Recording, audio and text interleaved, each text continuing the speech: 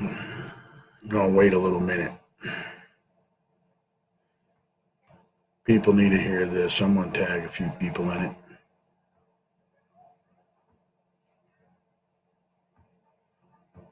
People can watch or they don't have to watch.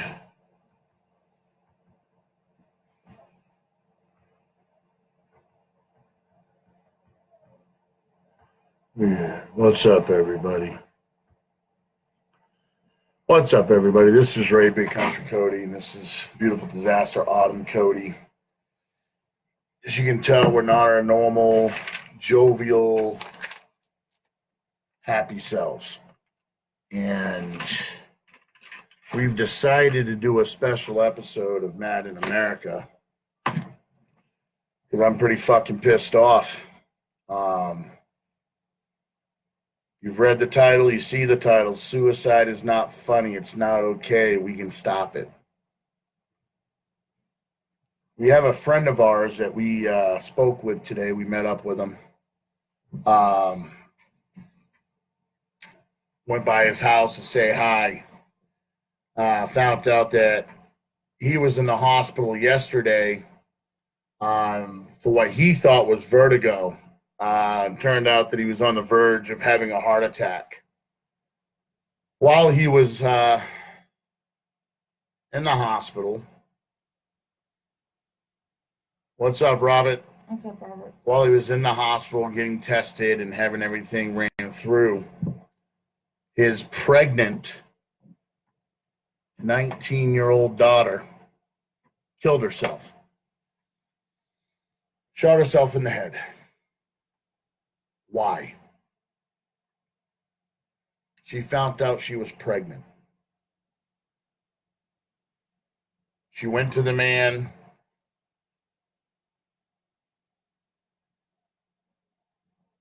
Sorry for your loss. That's rough, man. Sorry, Chris Parker. 22 a fucking day, yes. Too fucking much. But this was a 19-year-old girl. Had her whole fucking life ahead of her. She made a choice. She got pregnant. She was ready to be a mom. She went to the father of this child, who was a 25-year-old grown ass. I'm not going to call him a man. He's a fucking cunt. Anyways, this young lady went to the father of her child to share her joy when she found out, and she got something much different. She got yelled at. She got belittled to the point where she went and took the man's firearm and she killed herself. And on her belly was a card. And the card read, "Don't worry, me and my baby are in heaven."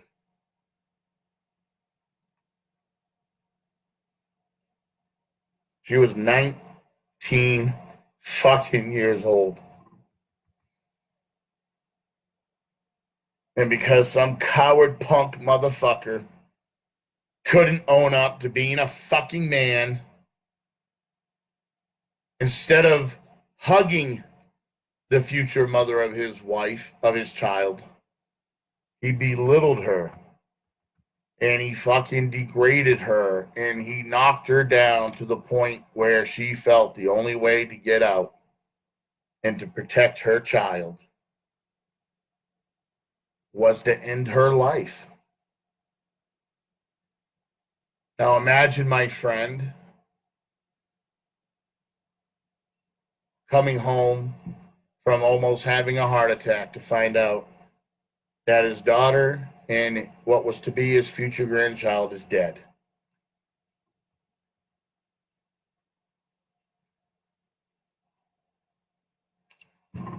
I don't get it.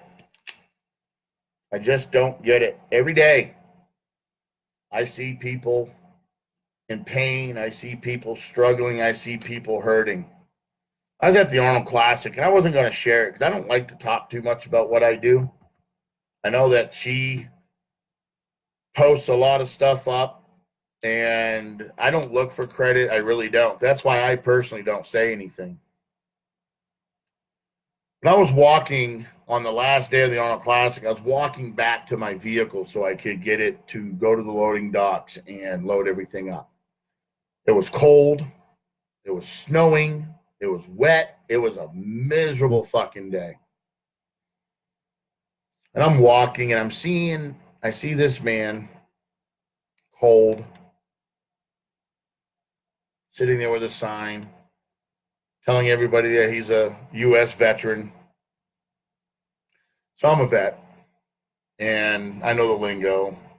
So either this man was highly educated, but I didn't have to ask for more proof because he pulled out his military ID card. This man was 71 years old. He did 5 tours in Vietnam serving this country. And he's homeless. And I watched people walk by him like he was filth, not even acknowledging him. He didn't reach out to anybody. He didn't say, "Excuse me." He said nothing to nobody. He just stood there with his sign. So I walked up to the guy and I asked him, what's the one thing you need the most? He says, "Sir, there's a room right around the corner that if I can come up with $15, I can get a warm bed and a warm meal tonight." That's $15. I had a hell of a weekend at the Arnold, so I gave him a couple of hundred. What's a couple of $100 for being blessed? No, I didn't do it for a pat on the fucking shoulder. I did it because the man served this fucking country. This man gave everything that he had to this fucking country. And I sat there and watched a bunch of fucking assholes with their fucking noses up in the air walk by him like he was a piece of shit. And that's what's fucking wrong with this country. And that's why I got this show.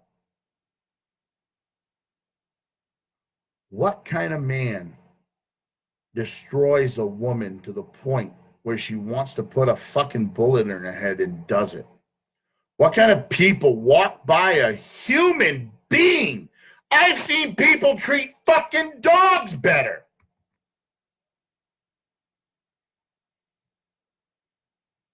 What kind of fucking human being walks by another living life in the cold, struggling, and not help? What kind of fucking man kills his woman and his child? Yeah. The person, the coward, the bitch that forced this poor little girl to commit suicide. You better hope and you better pray that karma only brings people looking for your kneecaps. Because karma's a motherfucker. And karma's going to come back and bite us all in the ass one of these days.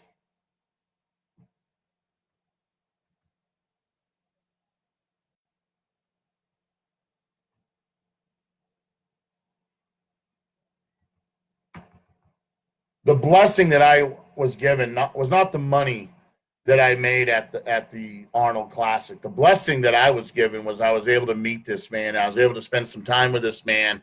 And I was able to talk to this man. That was the blessing. What's that bike, Ford?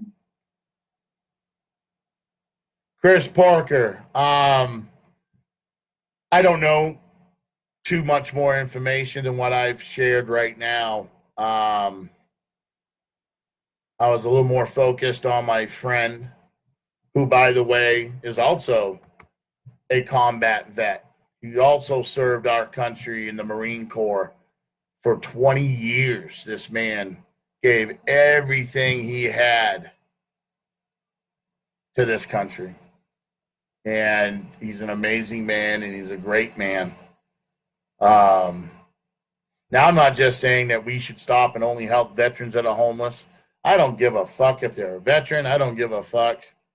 What's up, Joshua? What's up, Joshua? I don't give a shit. If you see a human being and they're fucking, they got a sign. Sure, there's a lot of people out there, false valor. There's easy ways to ask people if they're true.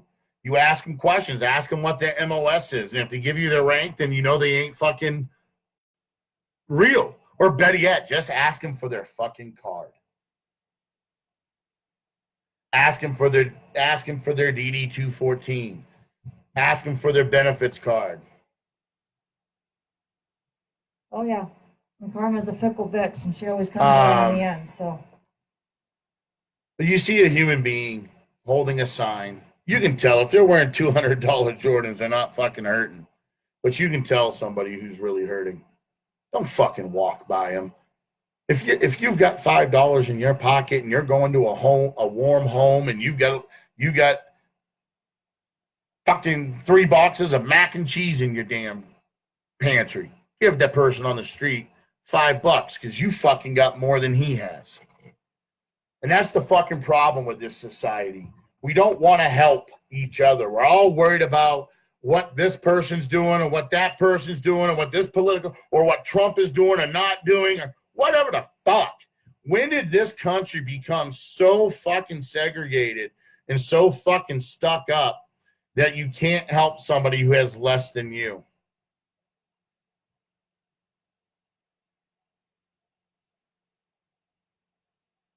exactly. Always be good to your fellow man. because Exactly. You never And that's, know. You know? we were taught as kids. I mean, I'm 48 years old in a couple of weeks.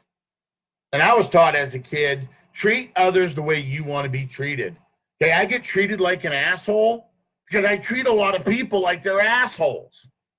So I get treated like an asshole. It's that fucking simple. You know, what's it take? Exactly. The empire is what's the problem, dude. The empire, the central fucking banking system, the Rockefellers, the Rothschilds, the Waltons, all these fucking 4 or 5 families that own this world's wealth. Fuck them. Fuck them all. That's not why I'm here. I could go on a big rant. I'm here about suicide, folks. I'm here about feeling the weight of the world on you and feeling like you have no one there to help you. I felt that way. January 13th, 2017, I felt alone. I felt by myself. The world was coming down on me. And I attempted to take my life. I used to be a big speaker against suicide because I couldn't understand it. I couldn't understand. I couldn't understand how things could be so bad where somebody would want to take their life. I got to that point. The stress that I felt, the pressure I was feeling, the selfishness I was feeling, the emptiness that I was feeling became too much. And on January 13th of 2017, I tried to take my life. I'm grateful to this day that much like a lot of things I do, I wasn't very good at doing it. Because I found out that I had a lot of people who loved me and a lot of people that was willing to take the pressure off my shoulders and help me get through what I was going through. And I started looking at life a little different and appreciating it more. I'm not saying I don't have my days where I'm just a complete asshole to her, to my kids, to my friends, to my family. It's no justification. Beating a person down to the point where they just don't have enough in them anymore To take something that was supposed to be joyous and happy and turn it into something evil and just, I don't know. I know everybody out there knows people that are depressed. I know everybody who's watching knows somebody who's not having a good day. Doesn't take a lot to pick up a phone. How much time do we spend every fucking day on Facebook? Every day. Instagram, whatever. Worrying about what we're going to eat tonight, how's training going to go, or whatever. If you know somebody that's prone to being depressed, the government continued to give Mefloquine. Mefloquine to the military 3 fucking decades after it was proven to cause mental issues and disaster mentally. Wow. Brother, I came out of the military a fucking meth addict. Yeah, you heard me. A fucking meth addict. We were given bumps every fucking day to keep us going and keep us aggressive. Now, you people out there, maybe even some of my fellow military men don't want to hear that. I don't give a fuck. I came out of the military a fucking meth head. Period. And what do I got for it? Nothing. I was honorably discharged. I was medically discharged. And then for something I did after my service in the military, I got stripped of my benefits. But that's all right. I don't give a fuck. I'd rather have the real heroes, the real men and women who saw action and actually did something for this country, not some fucking piece of shit who never saw the front line. I once was there myself. I too looked down on suicide as the easy way out until I was in that place. It's the most lonely place to be. The silence is so loud. I couldn't look at my gun without crying. By the grace of God, I was able to come back from that. Praying for that young angel's soul. Well, Robert, we're glad you're Robert, we're glad you're here. And brother, my number, and I'm going to put it right now. I'm going to put out my personal number. I don't give a shit. I don't give a shit if I know you. I don't give a shit. Oh, wait a minute. What did I do? What do I do? You were probably dosed with, yeah, probably. I mean, because in the fucking military, you're told that you're military property. You're not a human being anymore. I remember back in the day, we would line up in fucking morning roll call, and you'd have fucking guys come in with pressurized fucking guns. And you ask what they're giving you, and they say, don't worry about it. It's an anti-malaria drug. Tits decrease depression. 760-590. 413. So I just put my number in the comments because I know what it was like. I thought I didn't have anyone to call. I thought that everyone that I thought was my friend had abandoned me and walked away from me. It did melt my brain, bro. It fried my fucking brain. I've taken a lot of fucking drugs, and I've never taken anything as strong as the shit they gave me when I was deployed. I mean, it was fucking, it's insane. I'm still not right in the head. I suffer from Parkinson's syndrome. You guys don't see it because I stay high and I stay medicated. And it helps me. As this young woman who witnessed me have 4 back-to-back seizures Sunday, was it Sunday night, right? Saw me have 4 back-to-back seizures Sunday night, and for the first time, that's why I'm trying to keep my hands out of view. For the first time since I was diagnosed, the tremors have started. What's up? Make the moves. You know, I didn't know this young lady that well, to be honest with you. And yes, I'm upset at what happened to her, to my good friend. I'm upset that there was no one there that she felt she could go to. That's why I put my phone number there. As my wife will tell you, my phone is never off. If you're feeling down, you're feeling blue, you're feeling alone, you're feeling desperate, pick up my phone. Here's my office phone. Yes, I'm going to put my office phone out there.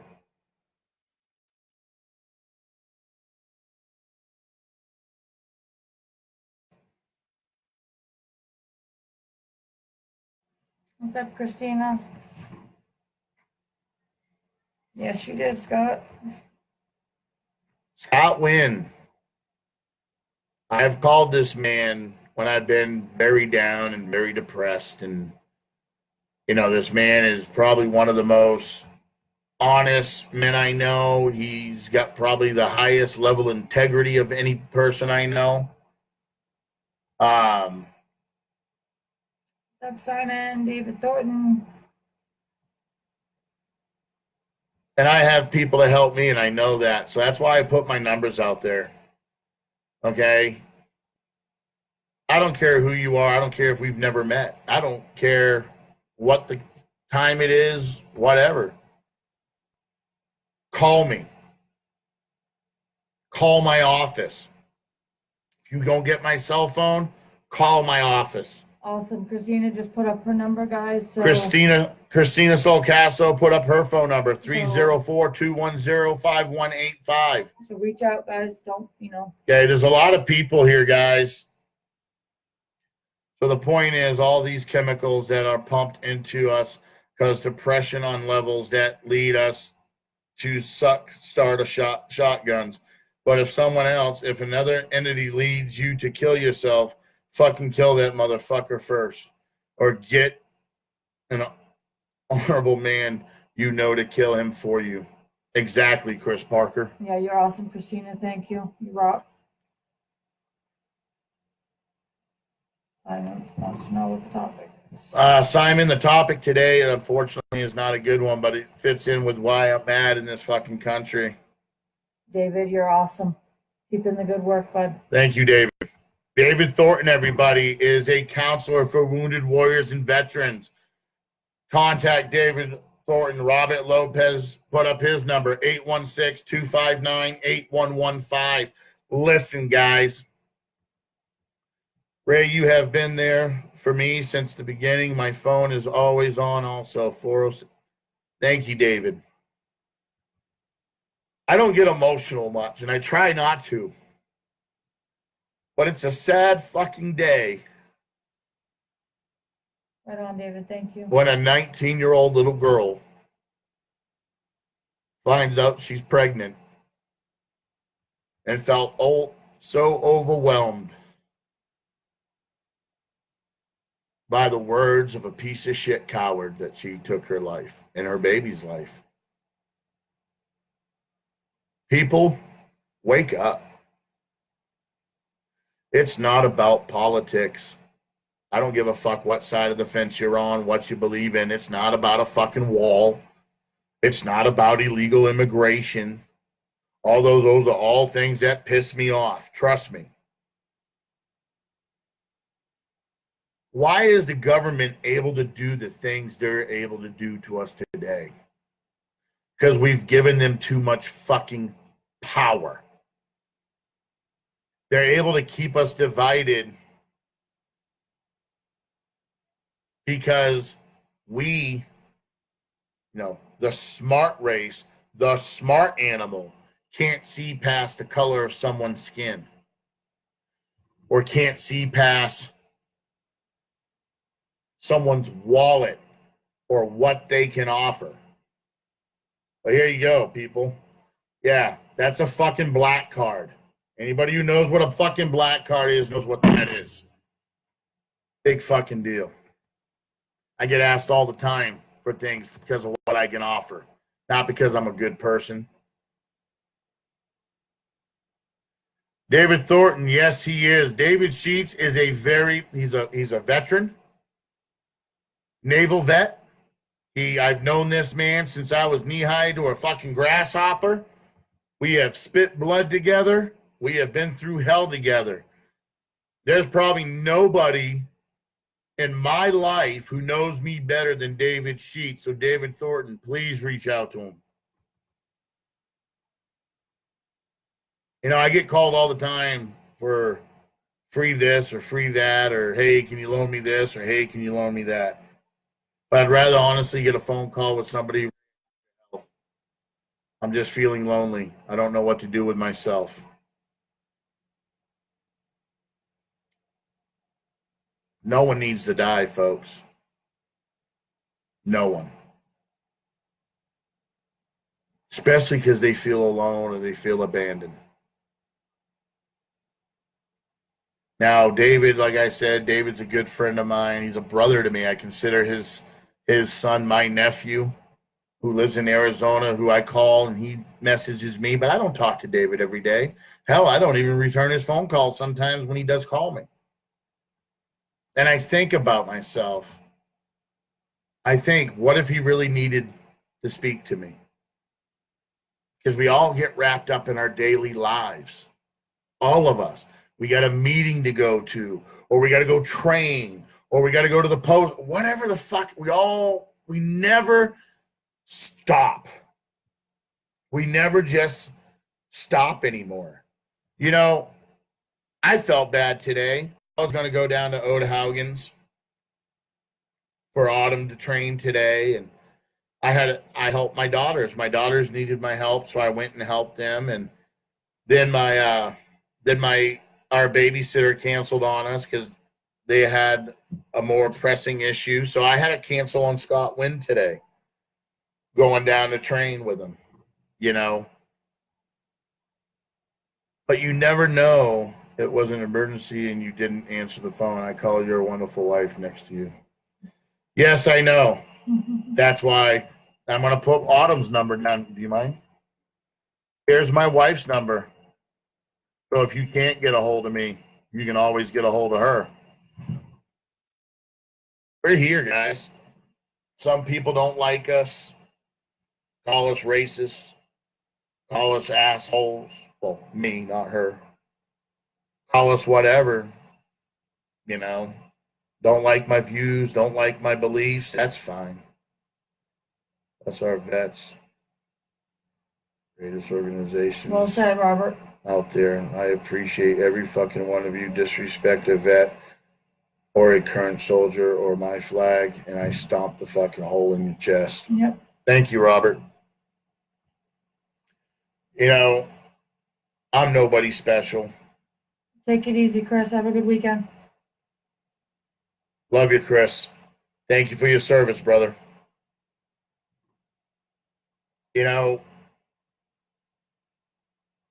Vets don't ask for anything. Like, we're at Giordano's Pizza. And I was treating who are we eating with that particular? Oh, Joe and Crystal. We were with Joe Patero. And Crystal Anthony. Okay. Yes, Christina, just me.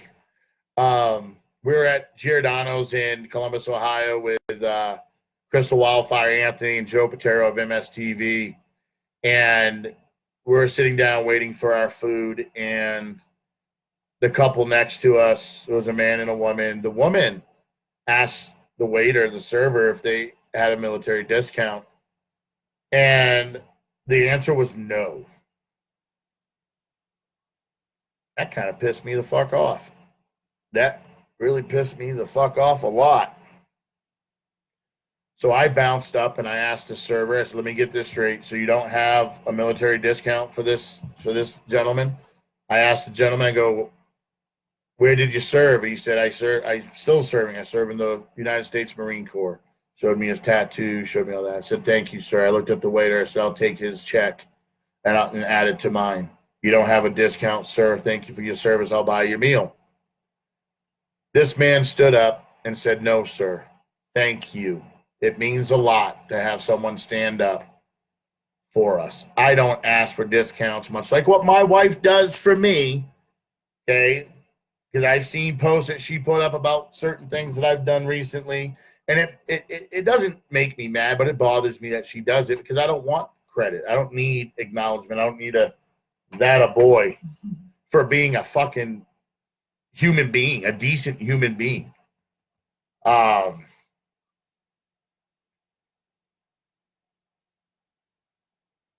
You know, people who serve in the military, they have a lot of reasons. A lot of reasons on why they go in the military. Some go in the military for the benefits of the GI Bill. Some may go in because maybe they weren't good at school and they feel that's the only way. Shit, I love you all. You're real and have treated me with total respect, and we haven't met one another yet. I don't have much nor family. All I have is my kids and arm wrestling family. So I respect your respect for me, and thanks for being my friend, buddy. That's our pleasure, Randall, thank Randall. you, bro. Thank you. I've suffered from depression, PTSD, opioid, and alcohol abuse due to chronic pain issues caused during my time in the Air Force and suicidal tendencies. I also attempted suicide 2.5 years ago. Chris, thank Chris you. Rakitas, I'm you've glad- got my number. Don't you ever think that again, brother, because I have always got your back. Mine too. We are always here for you. Anybody. I forgot what I was talking about. I lost my train of thought. Oh, I'm talking about the military and veterans. Yeah, so people go in the military for different reasons. Me, I was 15 years old. Just hit me up anytime. Nice, David. I was 15 years old. I was a boxer. Pretty good. Got into a fist fight.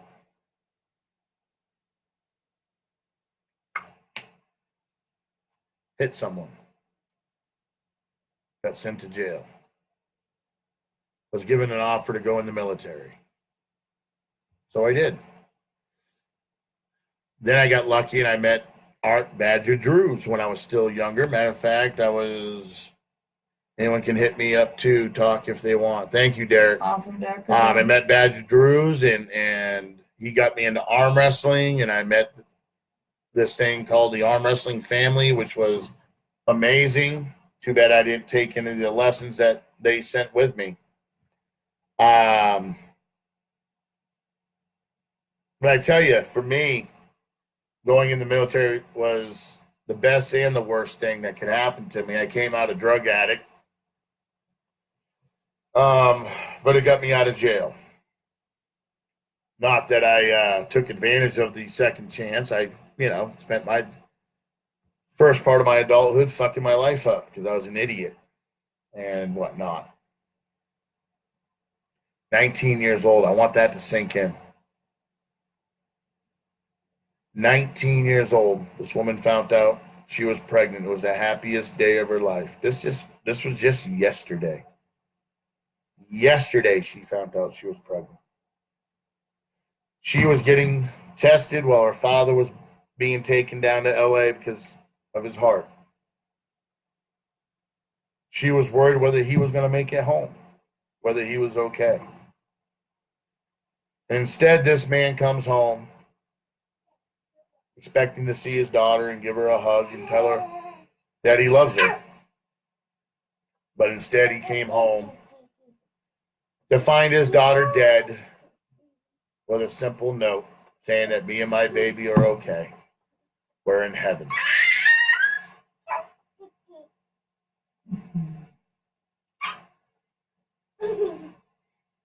It's a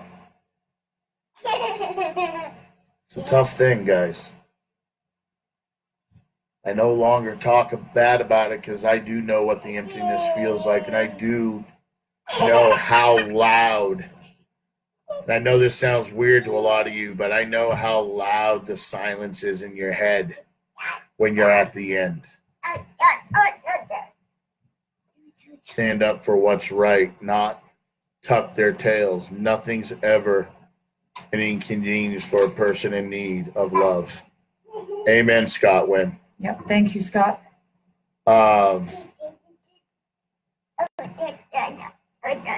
My wife and I, we fight a lot. And it's usually because of me, because I'm in constant pain. Pain that I hope none of you folks ever have to go through ever have to feel. I'm not just in physical pain, but I'm in mental pain. I'm in emotional pain. Find out what's wrong. What's wrong, dude? What keeps me going? What's up, Nick Apello? And again, today I was celebrating a wonderful thing. The first athlete that I put on my list to sponsor got his money today and got a little something special for winning his fight. And then I come home and go check on my buddy. To have to embrace this man and hug him and console him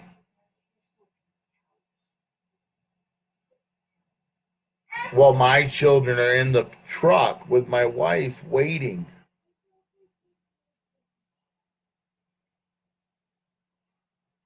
I have to say I felt a little guilty.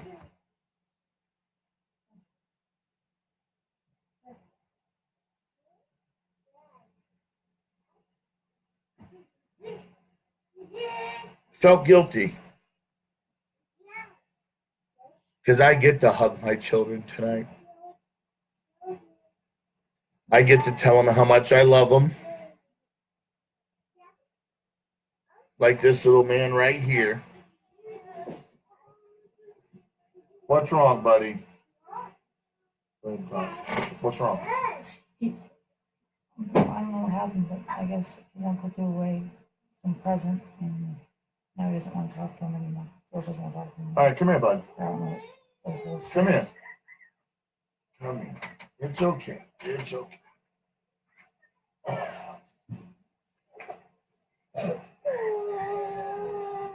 I shouldn't feel guilty, I know. See you later, Scott. Take care, Scott. And I'm not going to dwell on this because my son needs me now. I just wanted to put this out there.